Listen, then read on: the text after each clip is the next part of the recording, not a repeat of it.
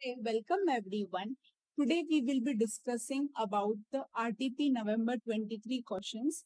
We will discuss the questions which are not in your book, and these are the new questions for your RTP November 23. As such, these questions are taken from either CMA questions or the old syllabus questions. So, but we would cover the questions which are not in a book so that we should be updated with all the ICAI resources. So, the first question in your RTP is about the run test for your weak form of efficiency that is covered in your book. So, the reference is also given that this question is covered where. Then, your second question is of the security valuation. This is not covered in your book. So, this is the conversion of preference shares. As such, there is no new concept, but we have to cover the new questions which are in a ICAI material. So over here, your first security valuation question, that is your question number 2 in your RTP, is regarding preference shares conversion. Here, XYZ company has an current earnings of rupees 3 per share with 5 lakh shares outstanding.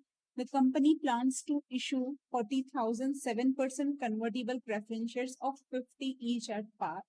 The preference shares are convertible into 2 shares for each preference shares. The equity share has a market price of 21 per share.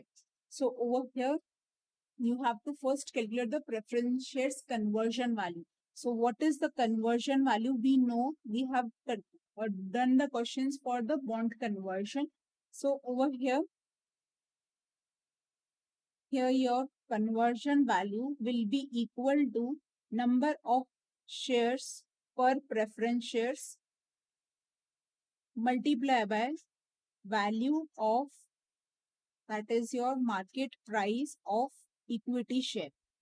So over here you will get 2 shares per preference shares multiplied by price of your one equity is 21. So your total conversion value of your one preference shares will be 42. Now what is the conversion premium in percentage? Now over here you can calculate the conversion premium in percentage like 50. This is the value of your convertible preference shares divided by the conversion value minus 1. This will also give you the conversion premium in percentage, or you can calculate this considering over here your 50 is for your 2 equity shares. So this 50 divided by 2 minus 21 divided by 21. So this will be your 25 minus 21 divided by 21. This will also give you the conversion premium in percentage. So this you have calculated the value of, you have converted the value of your debentures, convertible preference shares in the equity share value per equity share. So per equity share value will come to be 25 minus value of your equity share market price, that is 21. This will give you the conversion premium and percentage. Then the third part is assuming that total earnings remain the same, calculate the effect of issue on the basic EPS before conversion and after conversion. So over here, before conversion, you are having the earnings of 3 per share and you are having 5 lakh shares. So total your earning will be 15 lakh. This will be your earnings. Then you will reduce, if you are not converting the preference shares, then you will reduce the preference dividend. So over here, your preference dividend is 7%. And there are 40,000 preference shares multiplied by value of 50 multiplied by 7%. This will give you your preference dividend. This will give you your net profit. This net profit divided by number of shares. Over here, before your conversion, number of equity shares will be same, that is 5 lakh. So this will give you your EPS. Now, when you convert your preference shares into the equity shares, then you will have the profit will remain same 15 lakh, but over here you will have no preference dividend. So your total profit will be 15 lakh. Now the number of shares will change. So over here, you are having 40,000 preference shares, and each preference shares will receive 2 equity shares. So you will give them 80,000 equity shares. So your total number of shares will be 5,80,000. So this will give you your revised EPS after conversion of your preference shares. And the next part, it is said that the profit after tax increases by 1 million. So over here, your profit increases by 1 million. That is, now your profit is 25 lakh. So you have to again calculate using the 25 lakh profit. So this is the simple part. So we have learned this part in our bond conversion. This is similar, just over here, this is for the preference shares.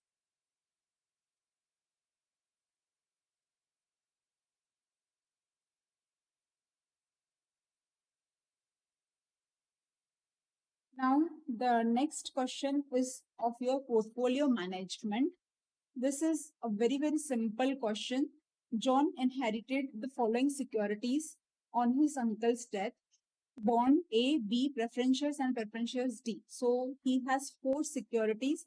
You have to calculate the current value of his uncle's portfolio. So over here, you are given that this will have a maturity amount, and these are irredeemable preference shares. So the value of your irredeemable preference shares is your preference dividend divided by KP. So this will give you your value of preference shares. So over here, you will calculate the value of bond A, bond B, individual value of bond A, B, and preference share C and D. Then you will add all the 4 values to get your portfolio value. So the bond value is very, very simple. You are having the coupon rate, maturity time, and yield to rate.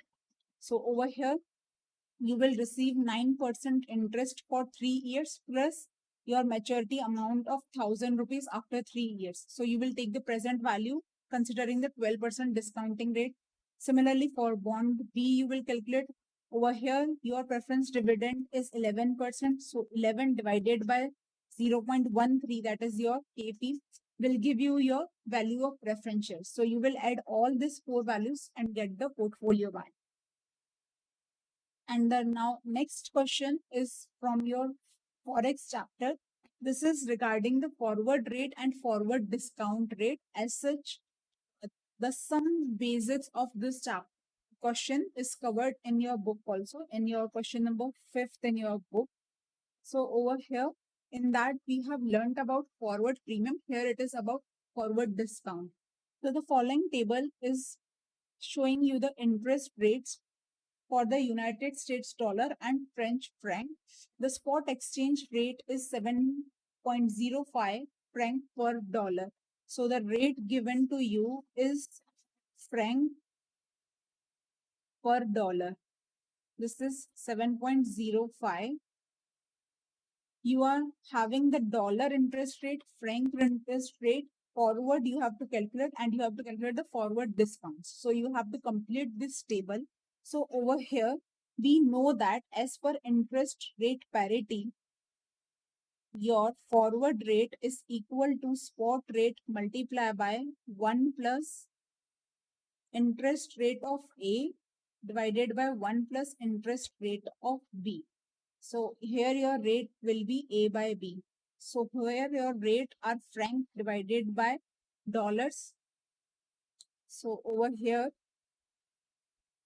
your forward franc per dollar rate, you have to calculate the forward franc per dollar rate only. This will be equal to spot franc per dollar rate multiplied by 1 plus interest rate of franc divided by 1 plus interest rate of dollar. So over here, you will consider the interest for 3 months. This is your annual rate, but you will consider the interest for 3 months. So based on this, you can calculate your forward rate. So you will calculate your forward rate using the interest rates for 3 months. This is your forward rate. Now you have to calculate the forward discount per franc. Forward discount per franc. So over here, you need the rate dollar by franc. You need the rate of dollar by franc. So over here, you will calculate the spot dollar by franc rate, and you will calculate the forward dollar by franc rate. So over here, your spot rate is 7.05. So your dollar by franc rate will be 1 divided by 7.05. And you have calculated the franc rate forward rate, that is 7.19. So this will be 1 divided by 7.19. This will give you the spot rate and the forward rate. So you will calculate the discount. For premium, we consider forward minus spot divided by spot. Now over here, you have to calculate the discount. So this will be spot minus forward divided by spot. So this will be the formula to calculate the discount. So you will calculate the discount using this formula. So this is the way you can calculate your forward discount rate. Now over here, this discount is for 3 months. So you will convert it into the annual rate, multiplying it with 12 divided by 3. This will convert your 3 months rate to the annual rate. Now over here, you can also calculate your discount rate using the spot rate. So over here, we have directly used the forward rate and spot rate of your franc by dollar. So you can consider the spot rate only for your dollar by franc, and using this spot rate, you can calculate the forward rate of your dollar by franc using the interest rate parity, and then compare these two to get the forward discount rate. So over here, this can also be the method. So this is your first method in which you calculate your revised forward rate of dollar by franc using the spot rate and interest rate parity. So over here, you can calculate this rate, and then you will consider the difference of these rates to calculate your discount rate. So there would be little difference when you calculate the using the spot rate and calculate the new forward rate, and when you are using the direct rates and converting them to the indirect rates. So the percentage will be little different in each case. Next, this is for first year. Your first year is first 3 months is completed. Now you have to work for 6 months. So over here in 6 months, you are given with the dollar interest rate. You have to calculate the franc interest rate also, and you have to calculate the forward franc per dollar. So over here, using the forward discount per franc, you will calculate the forward rate of your dollar by franc, then convert it to the franc by dollar. So over here, first you will calculate using the forward discount rate, you will calculate the forward dollar by franc rate. And then you will take 1 divided by this rate. This will give you the forward franc per US dollar. So this is your forward rate. Now, once you have calculated the forward rate using the interest rate parity, you can calculate the rate. So you will calculate the rate using the interest rate parity and forward rate and spot rate. Now you have calculated the part of your 6 months also. Now for 1 year, you have to calculate the dollar interest rate. You are having the forward rate. So you just have to apply the interest rate parity and get this rate.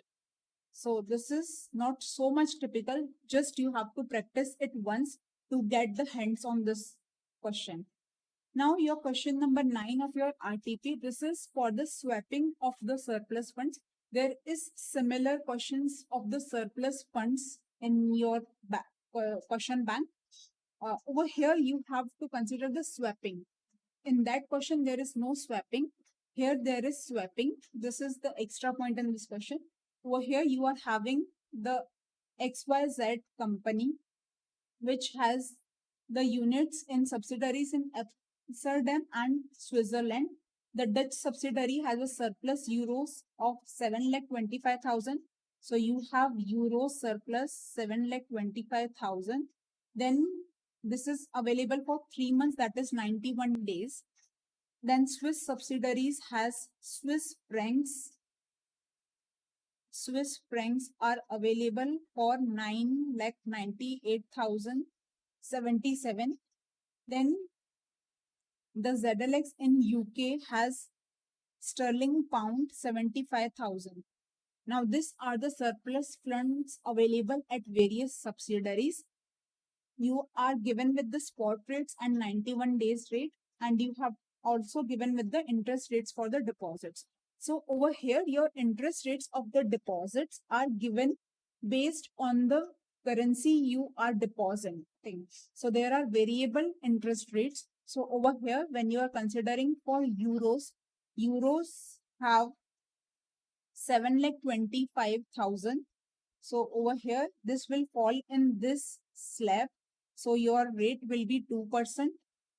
Using this 2%, you will calculate the interest for your 91 days. Then for your Swiss francs, so you have 9,98,000.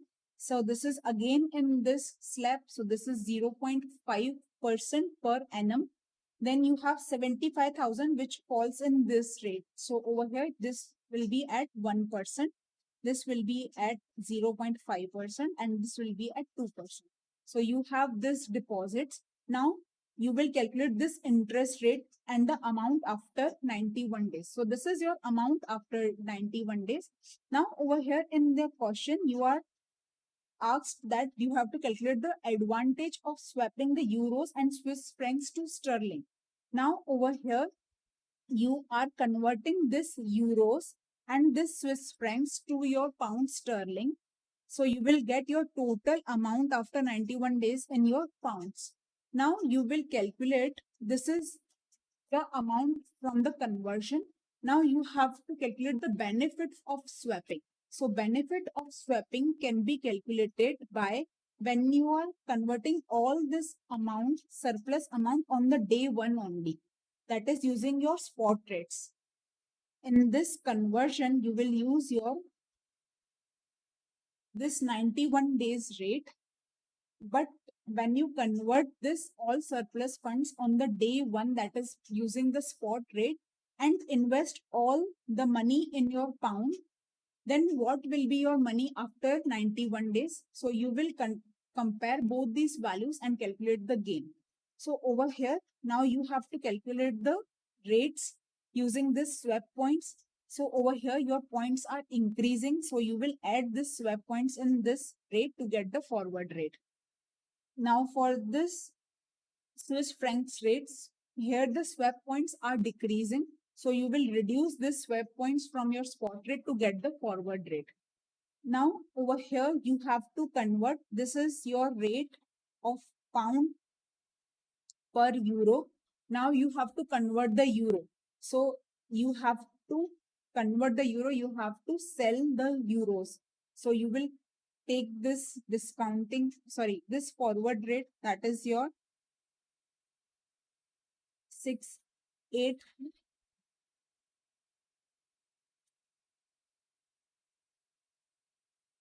Over here you have to sell, not this rate. You have to sell the euros. So selling rate will be the lesser rate. So this is your selling rate. So you will consider the rate to be 6,858 plus 0.0037. So this will give you the rate of converting the euros into the pound. Now for Swiss francs converting into the pound, you are given with the Swiss francs per pound.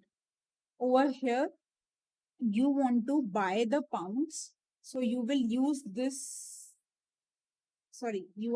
you have to buy the pounds. So you will use this rate. So over here, your rate will be 2.3326 minus 0.0228. So this will give you the rate. So over here, the rate is 2.3098. Now over here, your 1 pound is equal to 2.3098 Swiss francs. Now you have this Swiss francs, that is 9,99,338.46.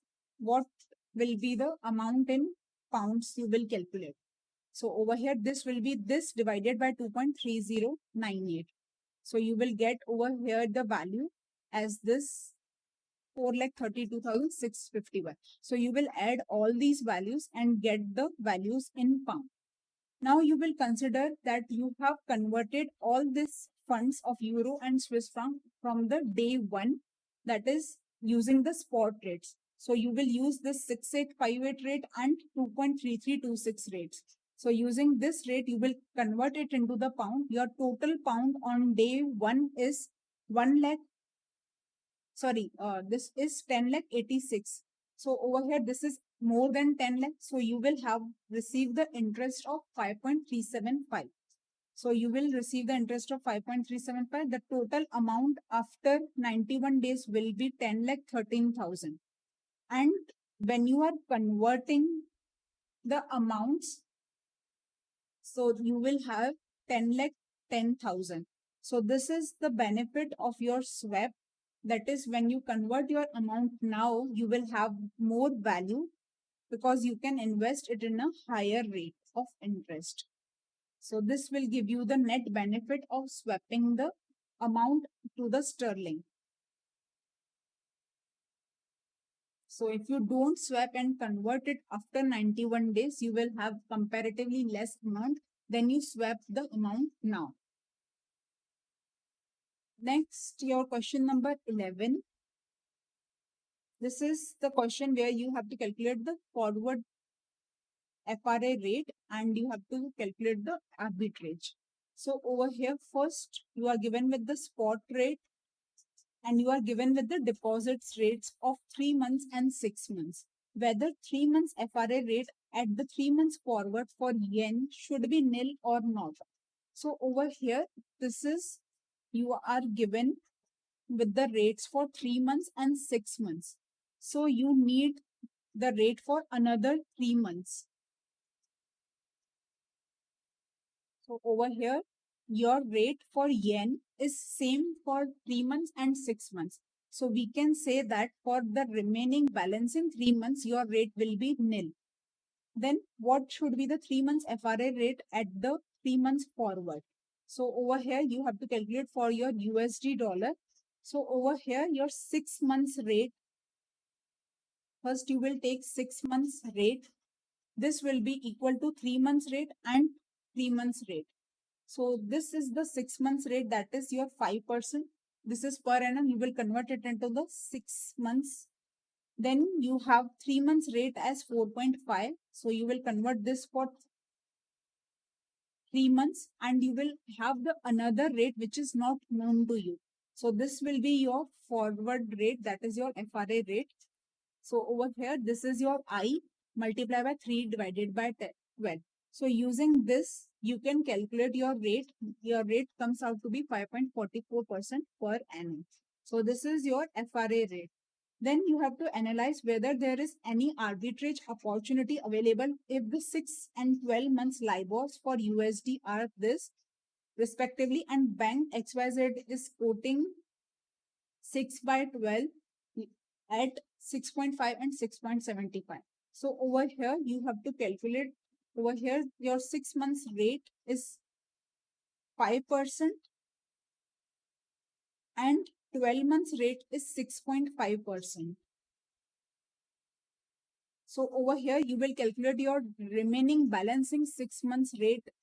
So you again use this way, but over here, you will have to calculate yearly and 6 months and 6 months rates.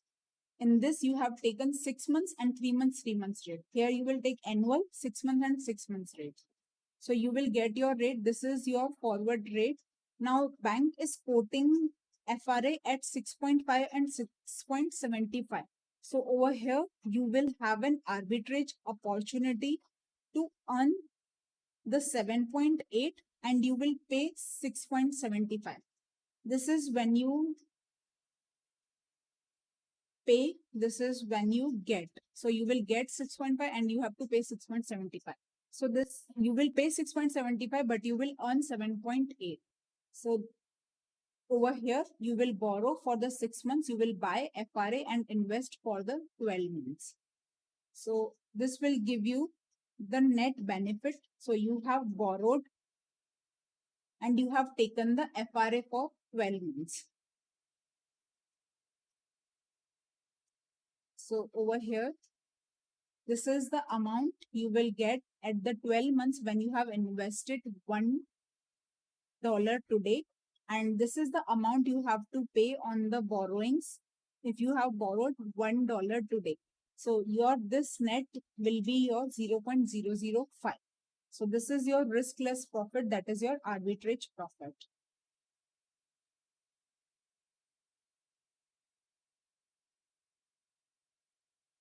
Now the question number 12, this is of your corporate valuation.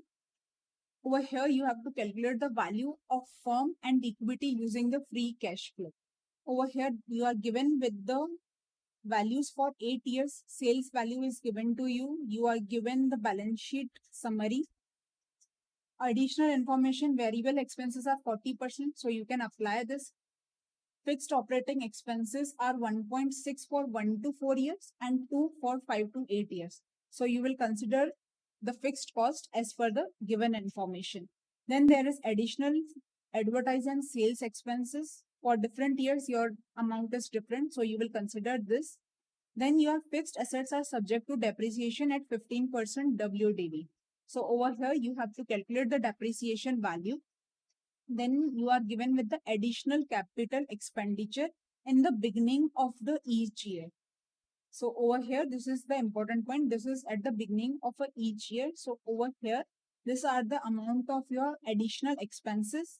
The additional investment in working capital will be 20% of revenue. So if your revenue increases, 20% of that will be your additional working capital needed. Then you have the applicable tax rate, cost of equity is given to you. You have free cash flow to grow at a 5% per annum after 8 years. So this is for your terminal value after 8 years. And you are given with the cost of equity. So you have to calculate the weighted average cost of capital using this cost of equity and your cost of debt, that is bonds. So you will calculate the weighted average cost of capital. So first you calculate the weighted average cost of capital, that is your 13. You will use this as your discounting factor. Now you have to calculate the depreciation. So this is your balance of fixed assets from the balance sheet. Then you have this additions. Now you have to calculate the depreciation at the rate of 15%. So this is your depreciation. So now your closing value will be 17 plus 0.5 minus 2.63. This will be your closing value and this will be the opening for the next year. Similarly, this cycle will go on. You can calculate the depreciation for each and every year. Then over here, you have to determine what is the additional investment you need to put in. So over here, you have to make the investment for your working capital and you need for your capital expense also. So you will add both these amount. You will calculate the 20% of your revenue. This is the capital, working capital you need. This is the current assets you need. So over here, you will add both these values. So this is your total value. Now your existing current assets are, this are 3 million. So over here, this is a very important table to understand how you calculate your additional investment. So in your beginning year, you are having 3 million and you need 2.1. So there is no additional investment needed. In the next year, your balance will be 2.5. How it comes 2.5? This 3 minus your capital expense, because you have to incur this capital expense in the beginning of a year. So this, at the end of the year 1, you will have net balance of 2.5, which will be your opening for your next year, that is 2.5. Now this 2.5 and you need 2.8. So you will have additional investment of 0.3. You will make additional investment of 0.3 million. Now this your total investment becomes 2.8. Now this 2.8 minus your capital expense of 0.8, your net balance in next will be 2. So this will be your balance available. You need 5. So you will raise 3 million. So over here, you have now 5 million. Out of that, you will have 2 million of expense. So balance will be 3 million. So this will go on, the cycle will go on, and you can calculate your additional investment for each and every year. Now this will be your outflow in each and every year. So over here, your sales minus variable cost, fixed expense, advertised, depreciation. This will be your, give your profit before interest and tax. Then you will reduce the tax. This will give you profit after tax. Then you will add depreciation to get the cash flows. So this are your inflows, net inflows. Then you will deduct the additional investment. This will give you your net free cash flows. So this are your net free cash flows. You will discount all these cash flows, and using the last year cash flow, you will calculate the terminal value considering the growth of 5%. So you will calculate the present value of all this cash flow plus the present value of this terminal value. This will be your value of the firm. Now this is your value of a firm. You also have to calculate the value of equity. So your value of equity will be value of firm minus debt. This will give you the value of your equity. Now the question number 7 of your RTP, this is similar to the question in your question bank, but there is just one small point, additional point, that is over here you have to calculate your hedge ratio and you have to calculate the number of contracts and amount of the contracts. So over here, this is part covered in your question bank. The additional over here is that you have an initial margin on your contracts, that is 8%. So over here, the value which you will pay for the contract, you have to pay the initial margin also. That will be over here, your hedge ratio comes out to be 0.5. So to have a perfect hedge, you will take 5 contracts. So for 5 contracts, per contract, there is 1000 kg of copper, 10 metric ton, that is 1000 kg of copper. Per kg price is 474. Now your price will be 8% additional.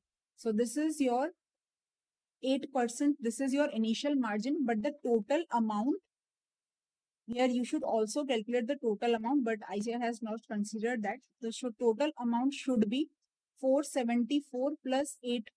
This will be your amount per kg. You will apply this amount to this contract, that is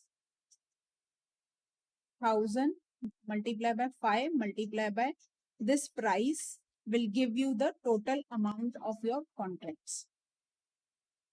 So this is about all the questions of your RTP which are not in your question bank. Rest all the questions are in your question bank, like the question in which you have to calculate the cost of equity and use the dividend discount model to calculate price. Then this is the question of your portfolio rebalancing considering the constant proportion. This is your MTP May 23 question. Then you have 3 years NAV to calculate in a mutual funds.